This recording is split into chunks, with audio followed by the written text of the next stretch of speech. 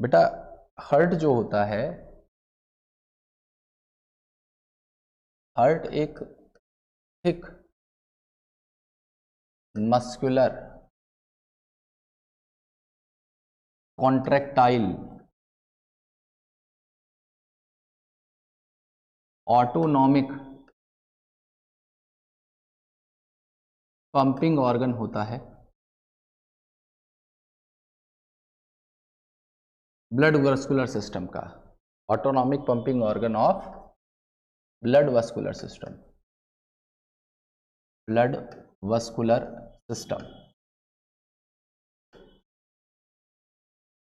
अगर मैं हार्ट की पोजीशन की बात करूं, हार्ट की अगर मैं पोजीशन की बात करता हूं, तो हार्ट की पोजीशन होती है बेटा मीडियास्टिनम।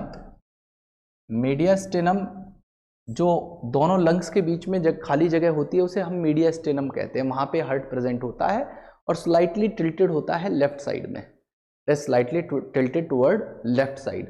तो मीडियास्टिनम क्या है? ये एक स्पेस है बिटवीन टू लंग्स, दोनों लंग्स के बीच में जो जगह है उसको हम मीडियास्टिनम कहते हैं। अगर मैं इसके वेट की बात करूं, पहले कलर देख लेते हैं, इसका कलर कैसा होगा।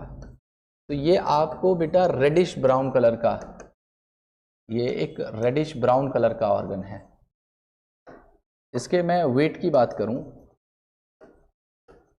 तो बेटा ये लगभग 300 ग्राम्स का होता है मेल्स के अंदर, लगभग 0.45% of body weight, body weight का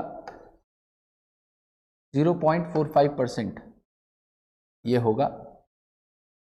और अगर मैं इसके बाद फीमेल्स में करूं तो फीमेल्स में 230 टू 280 ग्राम होता है और इसका वजन फीमेल्स में 0.40% या 0.40% ऑफ बॉडी वेट होगा,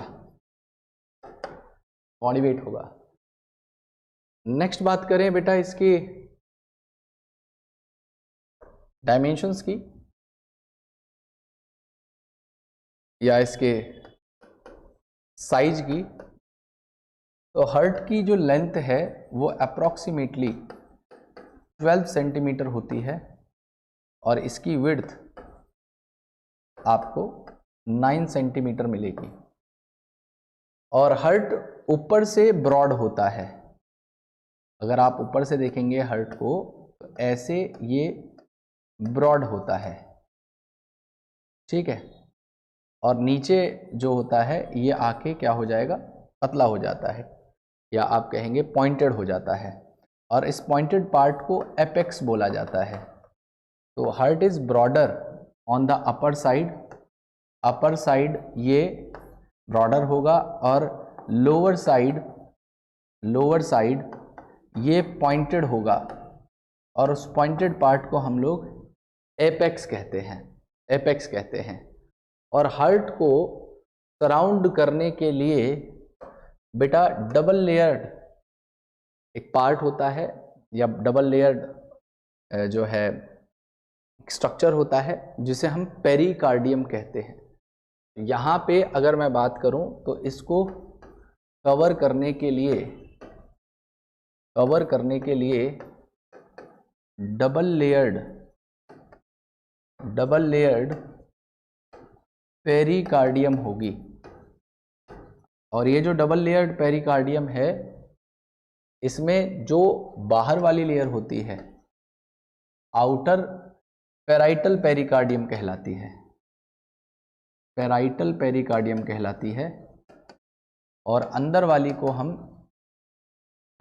को हम विसरल पेरिकार्डियम कहते हैं, इनर विसरल पेरिकार्डियम कहलाती है बेटा, ठीक है जी। विसरल पेरिकार्डियम होती है अंदर की तरफ, ठीक है जी। तो इन दोनों लेयर के बीच में एक स्पेस होता है जिसे हम पेरिकार्डियल स्पेस कहते हैं। देखिए कैसे, यहाँ पे ये हार्ट है, अब इस हार्ट में ये मैं पेरिकार्डियम बना रहा हूँ, तो ये तो हो गई इनर विसरल पेरिकार्डियम, और दूसरी आगे बाहर की तरफ हो गई आपकी पेराइटल पेरिकार्डियम। और इन दोनों के बीच में जो ये स्पेस है, इस स्पेस में, इस स्पेस को तो पहले हम कहते हैं पेराइटल पेरिकार्डियम कैविटी।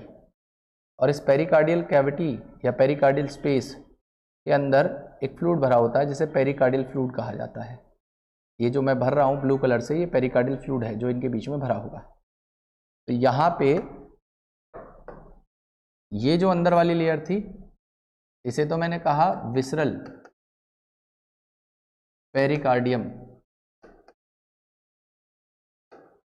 और बाहर की तरफ जो है इसे मैं कहूँगा पेराइटल पेरिकार्डियम। ठीक है जी। और इनके बीच में जो स्पेस था, इस पूरे स्पेस को मैं कहूँगा पेरिकार्डियल स्पेस। इस स्पेस को मैं कहूँगा पेरिकार्डियल स्पेस। और इस पेरिकार्डियल स्पेस के अंदर आपको जो फ्लूइड मिलता है उसे हम कहते हैं पेरिकार्डियल फ्लूइड। इस पेरिकार्डियल फ्लूइड का काम होता है क्या करना, हार्ट का फ्रिक्शनलेस मूवमेंट करवाना। ठीक है, इसका मेन फंक्शन क्या है, इसका मेन फंक्शन है पेरिकार्डियल फ्लूइड का, बेटा ये फ्रिक्शन को रिड्यूस करता है। ठीक है, फ्रिक्शनलेस मूवमेंट करवाएगा हार्ट का। ठीक है, फ्रिक्शनलेस मूवमेंट करवाता है हार्ट का। और ये शॉक एब्जॉर्बर भी होता है, ये मैकेनिकल शॉक से भी बचाता है, तो ये शॉक एब्जॉर्बर भी कहलाता है। पेरिकार्डियल फ्लूइड शॉक एब्जॉर्बर भी कहलाएगा। अब यहाँ पे बात करते हैं कि इसका स्ट्रक्चर कैसा होता है हार्ट का।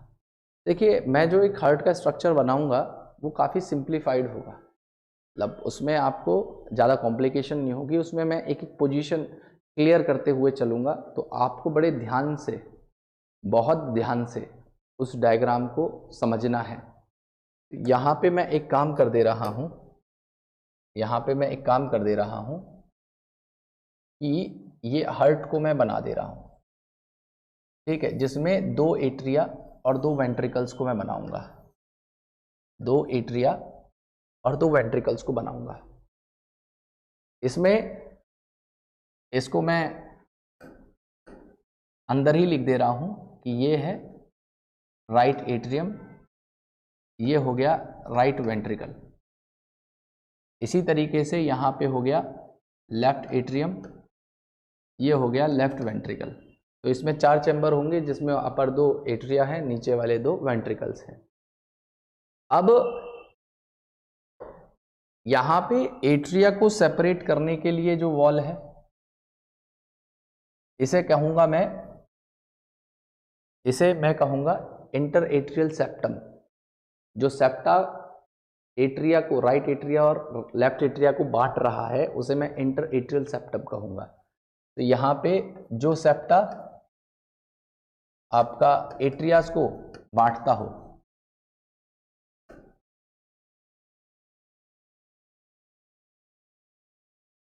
सेप्टम या एट्रिकुलर सेप्टम कह सकते हो आप इसे, एट्रिकुलर सेप्टम भी कह सकते हो। और इसी तरीके से जो वेंट्रिकल को बांटता हो उसे मैं कहूँगा इंटरवेंट्रिकुलर सेप्टम, इंटरवेंट्रिकुलर सेप्टम।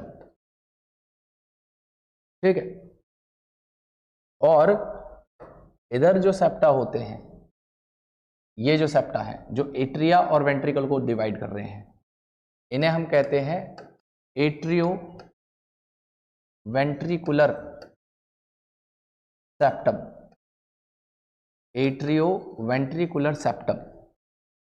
ठीक है जी, एट्रियो वेंट्रिकुलर सेप्टम।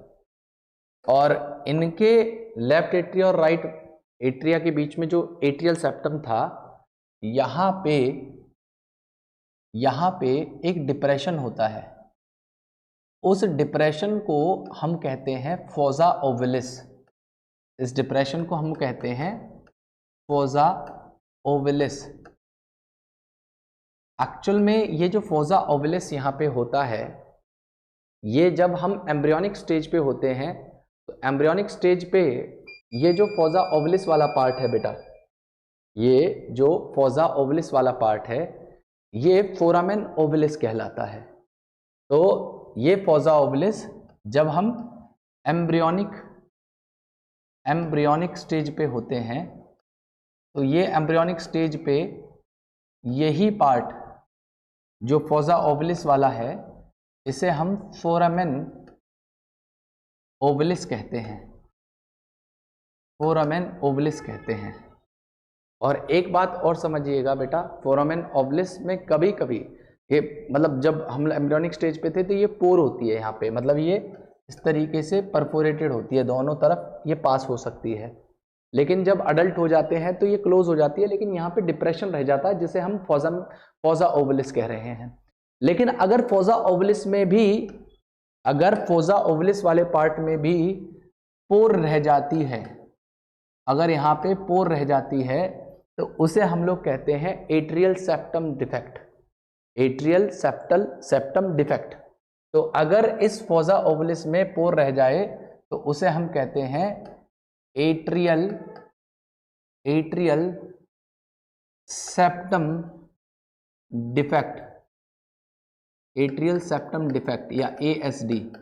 और इसी तरीके से वेंट्रिकुलर सेप्टम में, अगर इस इंट्रावेंट्रिकुलर सेप्टम में अगर पोर रह जाती है तो उसे हम कहते हैं ventricular septum defect, ventricular septum defect, ठीक है, VSD। इनकी वजह से क्या होता है, जो ऑक्सीजनेटेड और डीऑक्सीजनेटेड ब्लड है वो आपस में मिक्स हो जाता है, अगर सेप्टा प्रॉपरली ना बनी हो तो। ये तो रही बात हार्ट के कॉमन फीचर्स की। अब बात कर लेते हैं इनमें वॉल्व्स कहाँ कहाँ पे होंगे। तो बेटा मैं सबसे पहले एक वॉल्व बता रहा हूँ जो आपको राइट एट्रियम और राइट वेंट्रिकल के बीच में मिलता है, जो कि 3 मस्कुलर फ्लैप से बना होगा, जिसे हम ट्राइकस्पिड वॉल्व कहते हैं। तो यहाँ पे ट्राइकस्पिड वॉल्व आपको मिलेगा, इसके अंदर इनके बीच में जो वॉल्व मिलेगा आपको, इस वॉल्व को मैं ट्राइकस्पिड कहूँगा या ट्राइकस्पिड वॉल्व कहूँगा। और यहाँ पे लेफ्ट एट्रियम और लेफ्ट वेंट्रिकल के बीच में 2 मस्कुलर फ्लैप से बना हुआ वॉल्व है, जिसे मैं बाइकस्पिड वॉल्व कहूँगा या मित्रल वॉल्व कहूँगा, मित्रल वॉल्व कहूँगा, ठीक है जी। अब यहाँ पे क्या होगा, यहाँ पे क्या होता है, इस राइट वेंट्रिकल से ओरिजिनेट होती है पल्मोनरी आर्टरी, और ये पल्मोनरी आर्टरी के अंदर भी एक वॉल्व लगा होता है जो हाफ मून शेप्ड होगा। और इसी तरीके से यहाँ से ओरिजिनेट होगा एओर्टा, जो लेफ्ट वेंट्रिकल से होगा, यहाँ पे भी हाफ मून शेप वॉल्व आपको देखने के लिए मिलता है। तो यहाँ पे जो वॉल्व है और जो बेटा यहाँ पे वॉल्व है, इन दोनों वॉल्व्स को हम लोग सेमी लूनर वॉल्व कहते हैं। यहाँ पे जो वॉल्व है इसे मैं क्या कह रहा हूँ, सेमी लूनर वॉल्व कह दे रहा हूँ, ठीक है। और ये सेमी लूनर वॉल्व दोनों पे प्रेजेंट होगा, ये एओर्टा में भी मिलेगा आपको या सिस्टमिक आर्टरी के अंदर, जो सबसे बड़ी आर्टरी है हमारी बॉडी की, और यहाँ पे भी ये सेमी लूनर वॉल्व लगा हुआ मिलेगा आपको, यहाँ पे भी ये सेमी लूनर वॉल्व लगा हुआ मिलेगा एओर्टा में और इस पल्मोनरी आर्टरी के अंदर, इस पल्मोनरी आर्टरी के अंदर, ठीक है। अब ये 3 वॉल्व आपको समझ में आ गए, ट्राइकस्पिड, बाइकस्पिड और सेमीलूनर। अब कुछ एक्स्ट्रा एनसीईआरटी के अंदर नहीं दिए गए, उन वॉल्व्स को भी मैं बता दे रहा हूं। देखिए, हमारी बॉडी की जितना भी डीऑक्सीजनेटेड ब्लड है उसको वेन्स लेके आती हैं। तो वेन्स जो लेके आएंगी, जो लार्जेस्ट वेन है उसे हम वेना कावा कहते हैं। तो वेना कावा भी 2 पार्ट में बटी होती है। एक वेना कावा होती है बेटा जिसे कहते हैं हम लोग सुपीरियर वेना कावा, और एक होती है inferior vena cava. Superior vena cava body के या हार्ट से ऊपर वाले पार्ट से ब्लड लाने का काम करती है, और इस सुपीरियर वेना कावा में ठीक है, कोई भी वॉल्व नहीं लगा होता। लेकिन जो नीचे वाली है जिसे मैं कह रहा हूं इंफीरियर वेना कावा, इस इंफीरियर वेना कावा में आपको वॉल्व मिलेगा और इस वॉल्व को हम लोग कहते हैं इस्चियन वॉल्व। ठीक है, इस्चियन, या आप कह सकते हैं आप इसे स्टेचियन वॉल्व कहते हैं बेटा, स्टेचियन वॉल्व कहते हैं। ठीक है, और एक वॉल्व और होता है, देखिए हार्ट सारी बॉडी को ब्लड भेज रहा है, पूरी बॉडी के अंदर ब्लड को भेज रहा है। हार्ट को 24/7 हमेशा काम करना, लाइफ टाइम काम करना है, लगातार काम करना है।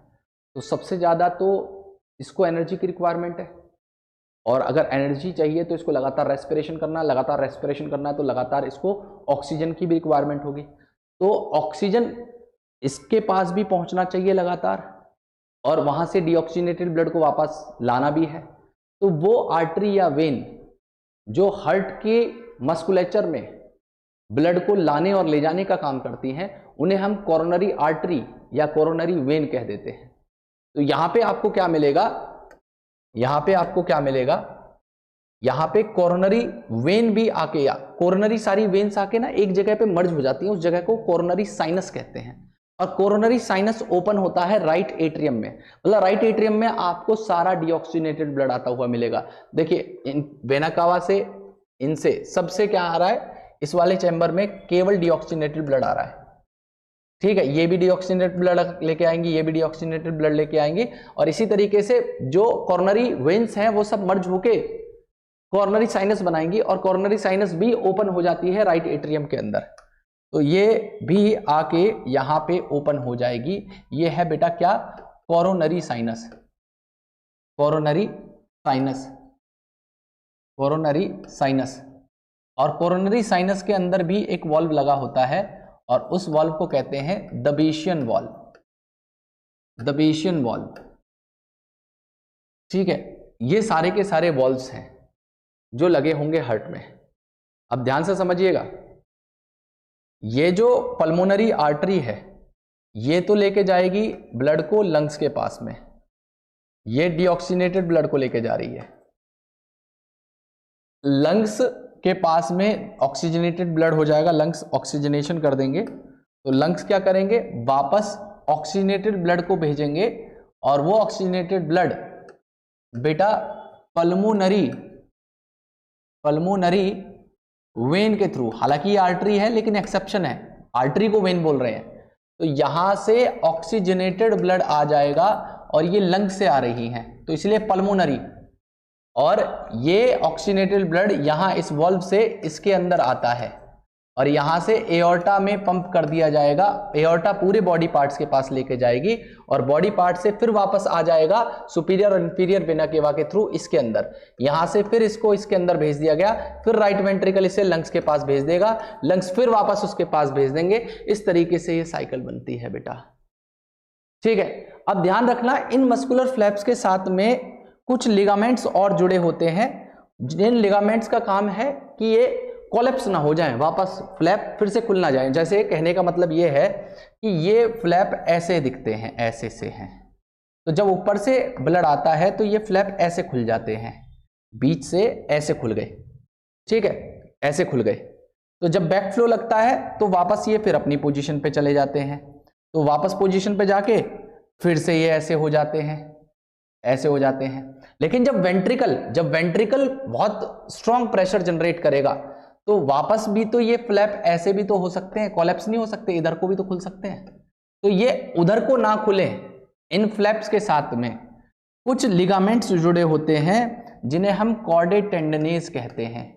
ठीक है, इन फ्लैप के साथ में कुछ लिगामेंट्स जुड़े होते हैं स्पेशल, जिन्हें क्या कहा जाता है, जिन्हें हम कहते हैं कॉर्डे टेंडनेस, जिन्हें हम क्या नाम देंगे, कॉर्डे टेंडनेस। ये लिगामेंट हैं जो इन फ्लैप्स के साथ में जुड़े होते हैं, तो ये होंगे कॉर्डे टेंडिनेस। ठीक है, ये लिगामेंट्स हैं, ये लिगामेंट्स हैं।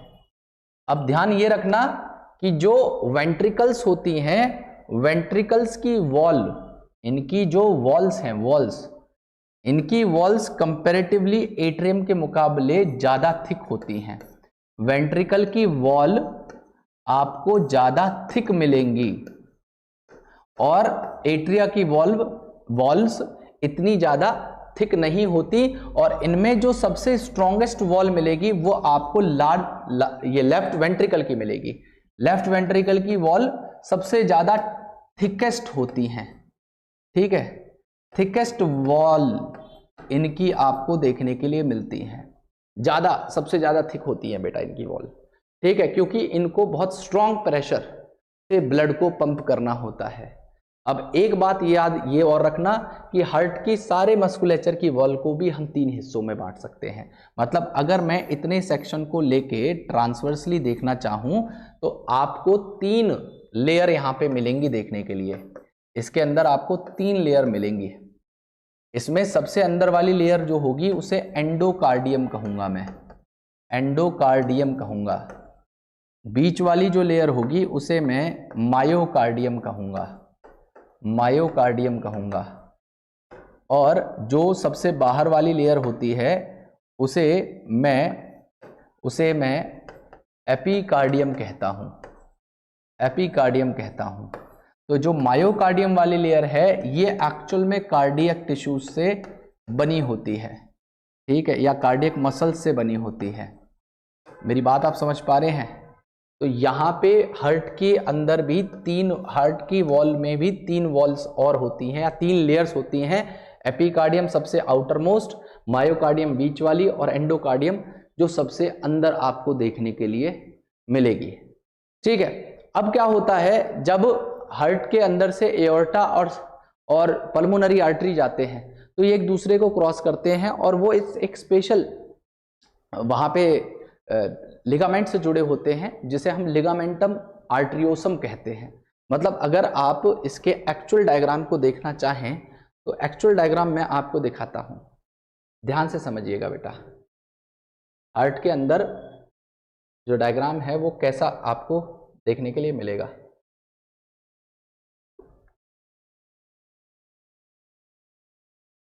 देखिए, अगर आप देखें हार्ट को तो ये आपके सामने दिख रहा होगा। आप अगर देख पाएं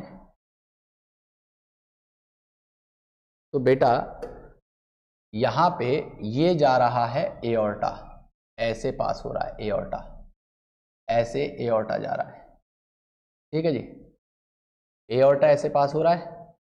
और इसके नीचे की तरफ से आपको यहां से देखो पल्मोनरी आर्टरी जाती हुई दिख रही है। ये एओर्टा के नीचे से ऐसे पल्मोनरी आर्टरी जा रही है। तो पल्मोनरी आर्टरी और ये एक दूसरे को पास करते हैं तो यहाँ पे स्पेशल लिगामेंट होता है जिसे हम कहते हैं लिगामेंटम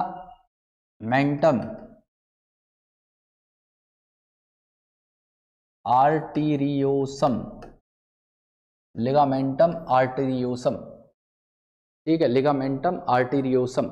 मेरी बात आप समझिएगा। और ये रहे वॉल्व्स, ठीक है, जो देखिए एओर्टा ऐसे पास हो रहा है तो एओर्टा के अंदर आपको मिलेगा कौन सा, एओर्टिक वॉल्व या सेमी लूनर वॉल्व, ठीक है। देखिए ये लेफ्ट एट्रियम है, लेफ्ट एट्रियम और लेफ्ट वेंट्रिकल के बीच में जो वॉल्व लगा हुआ है उसे मित्रल वॉल्व या बाइकस्पिड वॉल्व कहते हैं, है ना। और यहाँ पे राइट वेंट्रिकल और राइट एट्रियम के बीच में जो वॉल्व है उसे ट्राइकस्पिड कहते हैं। और सिमिलरली पल्मोनरी आर्टरी में भी वॉल्व लगा हुआ है जिसे पल्मोनिक वॉल्व या सेमी लूनर वॉल्व कह सकते हैं, ठीक है। ये रही बात इसकी हार्ट की। और यहाँ पे आपको ये सुपीरियर वेना केवा इसके अंदर आके मर्ज करती हुई मिल रही है। इसी तरीके से इंफीरियर वेना केवा और कोरोनरी साइनस भी इसके अंदर आता है बेटा। और यहाँ से लंग्स से आती हुई आपको पल्मोनरी वेन्स दिख रही हैं जो ऑक्सीजनेटेड ब्लड को लाने का काम करती हैं। अब आप एक चीज और याद रखिएगा कि हार्ट को कॉन्ट्रैक्ट कराने के लिए जो है, मैंने आपको थोड़ी देर पहले एक लेक्चर में बताया था कि हार्ट जो होगा वो 2 तरीके के होते हैं, न्यूरोजेनिक और मायोजेनिक। तो हमारा हार्ट जो होगा वो मायोजेनिक होता है, हमारा हार्ट ऑटो रेगुलेटेड होता है, ये अपनी रिदम को खुद जनरेट कर सकता है, अपनी बीट्स को खुद रेगुलेट कर सकता है, अपनी एक्साइटेशन वेव्स को खुद बना सकता है। मेरी बात आपको समझ में आ रही होगी। तो वो जो एक्साइटेशन इंपल्स है जो बनेगी वो इस स्पेशल पॉइंट से बनती है जो राइट एट्रियम के अपर राइट कॉर्नर में होती है। राइट एट्रियम के अपर राइट कॉर्नर में आपको मिलेगा, और उस अपर राइट कॉर्नर में राइट वेंट्रिकल के एक पॉइंट मिलता है, स्पेशल नोडल टिश्यू मिलता है जिसे हम SA नोड या साइनोएट्रियल नोड कहते हैं। और ये साइनोएट्रियल नोड इंपल्स को बनाएगा या बीट को बनाएगा, रिदम को जनरेट करेगा और उसको भेज देगा AV नोड के पास में, और AV नोड से वो पूरे हार्ट मस्कुलेचर में फैल जाएगा बंडल ऑफ हिस के थ्रू, और बंडल ऑफ हिस के थ्रू फैलने के बाद में वो बंडल ऑफ हिस और भी डिवाइड हो जाता है पुरकिंजे फाइबर्स में। पुरकिंजे फाइबर्स कहते हैं हम उन्हें, पुरकिंजे फाइबर्स के अंदर वो फैल जाएगा, और यहाँ पे जो बीच वाला हिस्सा है इसे मैं कहूँगा bundle of his, bundle of his बेटा, ठीक है। और ये भी जुड़े होंगे आपस में, ठीक है, नोडल टिश्यूज से जुड़े होते हैं ये। तो ऐसे नोड से, AV नोड से, बंडल ऑफ हिस से पुरकिंजे फाइबर पूरे हार्ट के अंदर वो रिदम फैल जाएगी और फिर हार्ट सिस्टोल करेगा। और ये जो इंपल्स बनाता है ऐसे नोड, ये हर 0.8 सेकंड में बनाएगा, तभी हमारा हार्ट हर 0.8 सेकंड में बीट करता है बेटा, ठीक है। हमारा हार्ट हर 0.8 सेकंड में बीट करता है बिकॉज ये ऐसे नोड उसे बना के देता है।